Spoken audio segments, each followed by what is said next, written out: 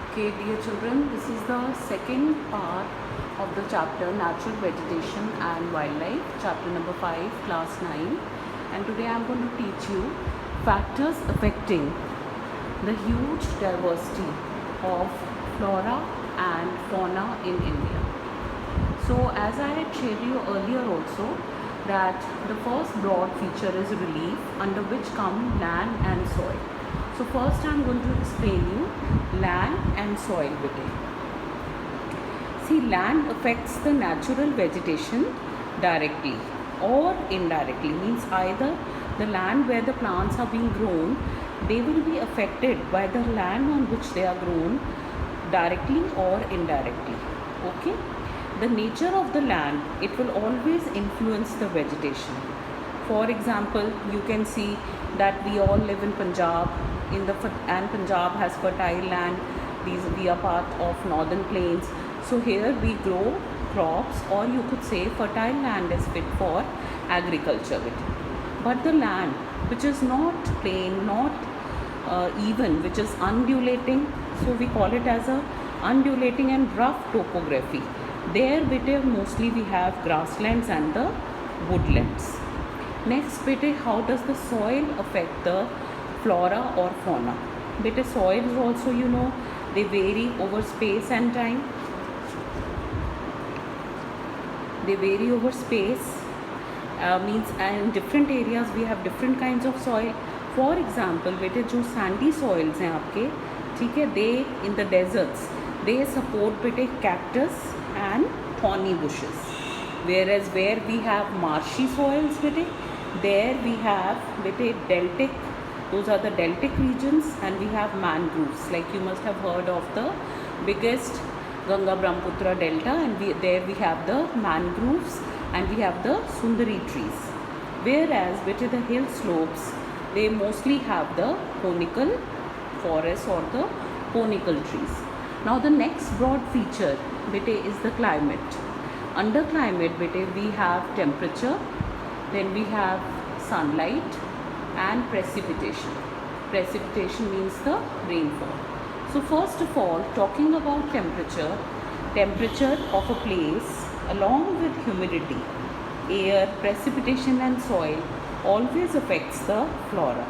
For example, if we take examples of Himalayas and the hills, and then we take the peninsular region, so definitely we have the temperatures are affecting the flora which is growing in those areas.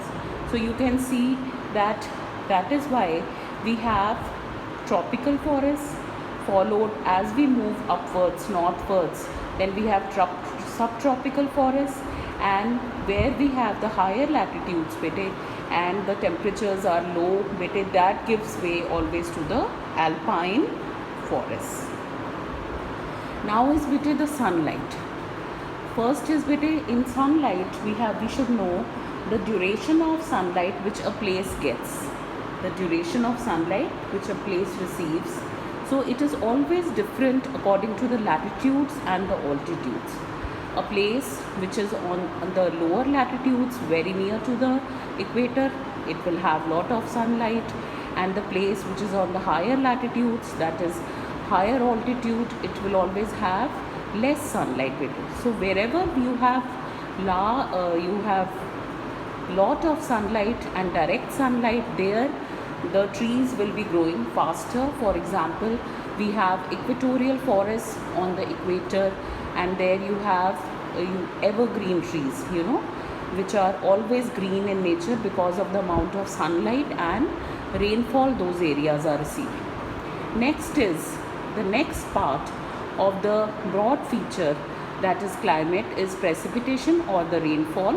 And if we talk about India, we receive rainfall from the advancing monsoons which climb through the southwest direction in our country, and the retreating monsoons which, when the rainfall, you could say, decreases. So because of this, we have areas of heavy rainfall and they have dense vegetation as compared to other areas of less rainfall. So this is broadly, I have taught you a 5-mark question, that how, or sorry, what are the factors affecting huge diversity of flora and fauna in India. Next we go to again a very important topic in your chapter, that how forests are important for human beings. This is again a 5-mark question, and you have various points given in your textbook. First of all, as you all know, forests are renewable in nature. We can renew them. Okay? They always, wherever we have a large number of growing trees and we have dense forests, they will definitely enhance the quality of the environment. Wherever we have large number of trees and we have nearby forests, it will always modify the local climate of the place. Trees, are the binding force for soil, and they always help in controlling of the soil erosion. But today man has indulged in lot of deforestation, which has resulted in soil erosion and lots of floods. When rain is there are no trees to bind the soil, and that is why we see so many natural calamities which occur because of lack of forests or lack of trees. So forests always help us to control soil erosion. They are a big support system for the industries. As you know, they are basically, we count them as the primary sector. Forests come under the primary need of any country of the world. They support the industries because they provide raw material. They are a source of livelihood to all the mankind or people living around in the surrounding areas. They provide lot of humus to the soil to make it more and more fertile. And forests are the shelter homes for the wildlife, which is also becoming extinct in today's world because of the rising deforestation. So these were the points which I discussed about why forests are important for human beings. I hope both the topics, factors affecting the huge diversity of flora and fauna in India and the importance of forests, is clear to you.